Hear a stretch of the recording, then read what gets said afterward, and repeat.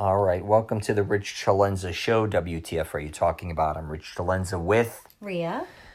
All right, Ria Loeks. Yes. All right, yeah, I always throw your last name in there. So what I want to get into today is having dual identities. Now, Ria had no idea I was going to throw this on her. So what I mean by that is because I think you could relate to this to a certain degree, or just understanding yourself as being kind of, I'm not saying you're two different people, but understanding two geographies very well, or understanding how you are in those geographies or in that situation, if that makes sense. Yeah. Okay.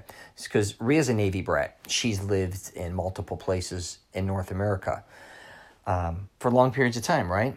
Mm-hmm. So you kind of, which is kind of made me laugh when I first met you. Somebody once said Ria sounds like a Southern Valley girl. Was that the a Southern Valley girl? And it was someone in L.A. said that to me. So Ria, born in Jacksonville, honey? Yeah, but I lived in Jacksonville till I was 7. So and then I moved to Mississippi after that for 2.5, 3 years. So for 10 years, I lived in the South. Right. And whenever you play Two Truths and a Lie? Right. I always use one of my truths as I had a Southern accent. Because I do not have I don't have a true Southern accent that you hear in the South. Right. You call it lazy talk sometimes. I do. Oh, it totally is lazy talk to right. me. And just backing up a minute, when sure. I had when the kids were very young and moved here, I was very adamant that they would not pick up a Southern accent. Right, and me too. You too. But they kind of did. Mine did a little bit. Mine did not. Yeah, I think that was Hannah Montana. I'm not Madison kidding. Watched me Hannah Montana. Right, I think Debbie liked that. Anyways, go on. Yeah, but anyway, but people can't believe that I had a true Southern accent. But when that girl said that to me, that threw me for a loop. What a weird combination, right? So. When I met you, you had a different thing going, but you don't have. I personally, I think it's cute when people have accents, but I like a woman. I mean, that sounds very intelligent, but also doesn't have a specific accent to a certain degree. Yeah. But don't get me wrong, we all have friends all over the place, which I kind of find very endearing. It's not a dig, Jesus. No. I obviously have some type of accent myself. Right, and I by any means, I don't think that. I just think that the Southern drawl is, it's a laid back. Right, so tell them now, let's fast forward, now you're living in the West Coast. So you went from South to West. Correct. So I went to L.A. So that's probably where I picked up the Valley Girl, because that was at the height of Valley Girl, was 7th grade. And that was through your high school years? Junior high. Junior high, I'm sorry. To, where did you go to high school? Grade school to junior high, 4th grade to 8th grade. And then you went to in L.A., and then Oregon? I went to Portland. So that's kind of when I was trying to get into this podcast. So I'm originally from Chicago.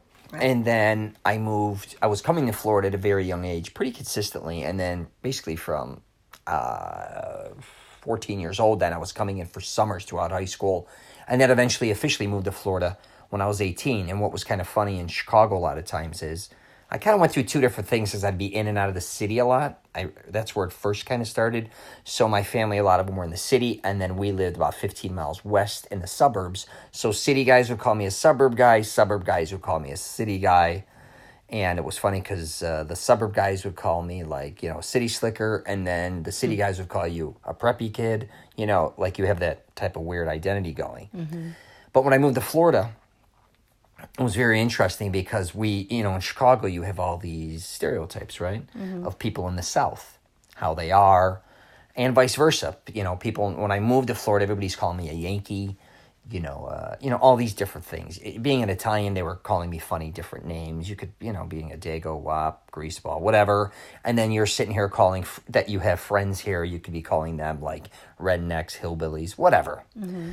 And it was funny, but when you live in two different spots that are so different, like we have for long periods of time, how you kind of fall in love with both of them and kind of understand both, right? Mm-hmm. And then even when I went to San Diego and I was there, I don't know, 4 or 5 years, I don't even know how long I was there. like that was another chapter in my life that I understood that identity. Because people from the South are nothing like people from the West, I don't think. And people in the Midwest aren't like neither either, right? Right. Wouldn't you say? Oh, yeah. And a lot of times, because I think I travel so much, people get a little confused with my accent. I don't know if I picked up different accents. But a lot of people think I sound like I'm from Boston, except people from Boston. I usually get New York or Chicago. But again, my point being here, what is my point here?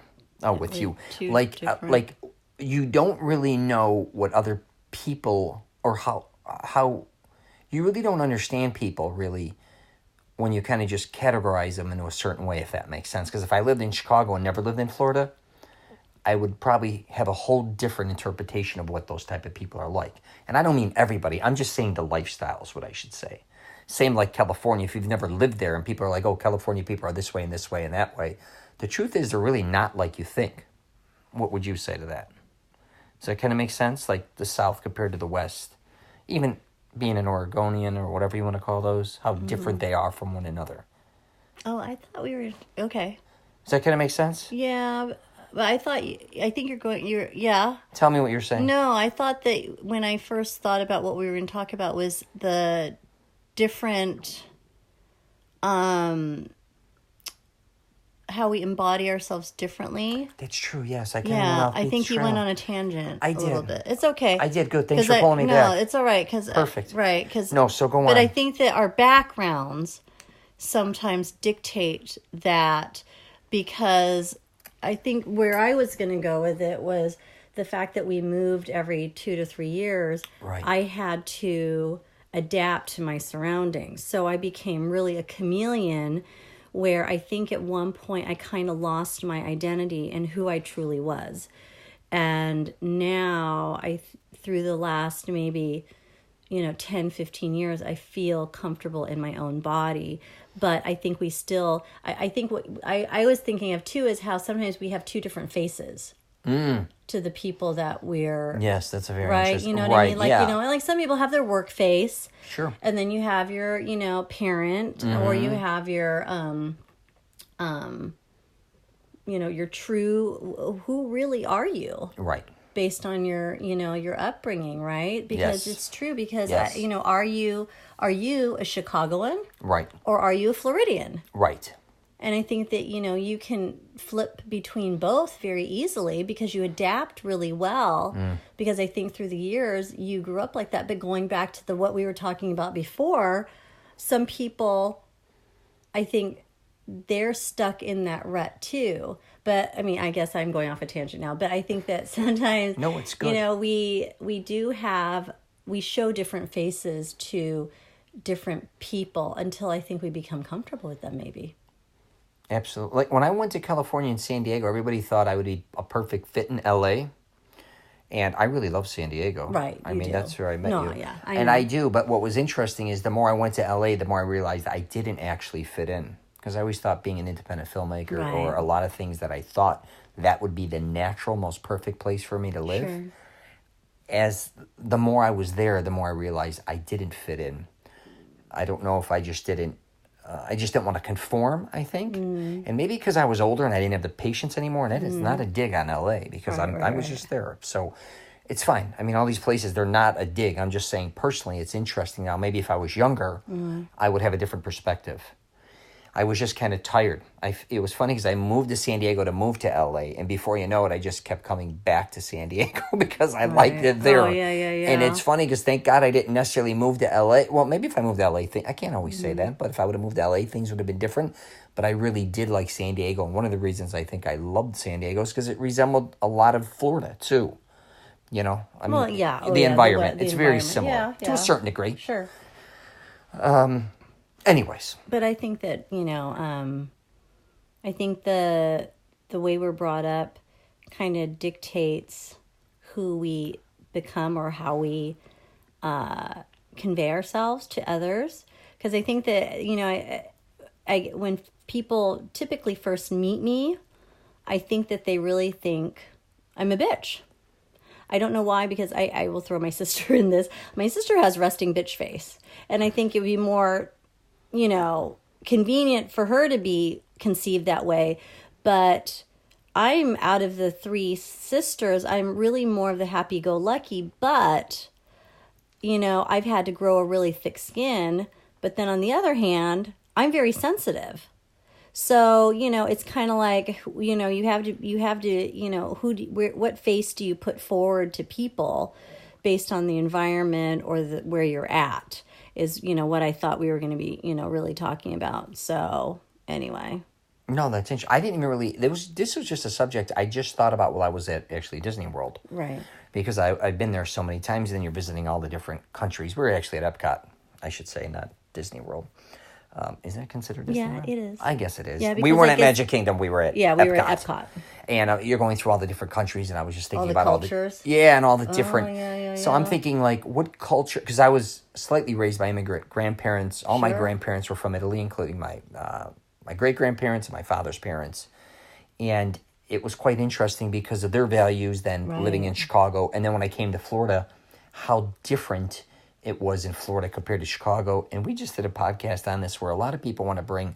I was always in Florida kind of complaining that it's not Chicago. Mm-hmm. And then when I was in Chicago, I'm complaining it's not Florida. Mm-hmm. You call yourself out on your own bullshit. Mm-hmm. And as you get older, you just kind of smooth things out and say, yeah, I'm here for that. I accept... Usually you end up where you belong, I think, a lot of times. In my opinion, or where you truly want to be. Mm-hmm. As you get older, hopefully you get to that place. But yeah, so that was what it was really about. And I was just thinking about all the people in me going to these parks. I've been going to Disney for so many years, a majority of my life. So 45 years or whatever it is, I've been going to Disney World, and things really haven't changed. So when I think about myself, do I think of myself as... I'm not a Floridian. Obviously, I lived in Chicago till I was 18. But I think when people talk about me, I don't even think they know where I live half the time. So... I'm kind of a flaky guy, but how do I perceive myself? A lot of people will still ask me, where are you from? And I'll say Florida, or I'll say I live in Florida, and they're like, well, that's not where you're from. I'm like, oh, no, it's not. I'm from Chicago. So when I was younger, I'd only say, no, I'm from Chicago. You know what I mean? Like saying that's my identity. Mm-hmm. But I'd say my identity would be more of a Floridian at this point than somebody from Chicago. Mm-hmm. What would you say? Yeah. As far as that goes. You as well. I've always called myself a Floridian, even though... we've moved everywhere. I think at one point, even living in Oregon for so long, I'm really not an Oregonian. My kids are Oregonians, right? But I am and I would always say that I'm a native Floridian. So, but yeah. I think though, when I met you, I think your identity was more of being a duck and an Oregonian, if I didn't know any better. And it's maybe breaking away from that. But you still, and San Francisco, I think, as well. Well, I identified to the West Coast for those things. Right. But I don't consider... of course, I'm a duck because I went to school there. But I've never called myself a Californian. That's interesting. As much as I lived there in Southern California and in San Francisco for many years. But I've never considered myself that. I think that if people were to ask me... But everything you wear identity-wise, as far as... Not meaning fashion. I'm saying casual clothes. A lot of it was built around Oregon. No, because I don't... I mean, jerseys, the Ducks, even Donald. Yeah, I mean, that's collegiate wear. But right, that's collegiate wear. That's true. Yeah. But I'm saying when you talk to a lot of people, you still like to be known as...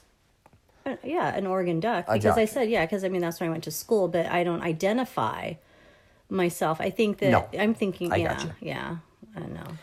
Absolutely. So anyways, that was just something I thought was an interesting subject. Because we've never talked about that.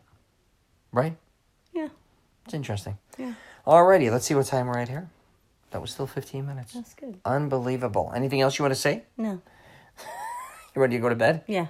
Yeah, me too. All right. Thanks for tuning in to the Rich CELENZA Show. WTF are you talking about? I have a program out called Mastering Self-Confidence. It's a blueprint to try to help men find the woman or women of their dreams, even if they've been through a bad breakup or divorce. I'm also on Instagram, Facebook, LinkedIn, and Twitter as well. I also have a YouTube page. It's just under my name, Rich CELENZA. So if you want to check that out, I'm always posting things regarding where I'm traveling. I also put up advice on fitness, fashion, and hygiene. So, all right, that's it. We're going to wrap it up. Anything else, Ree? No, that's it. All right, take care, and if you're traveling, safe travels.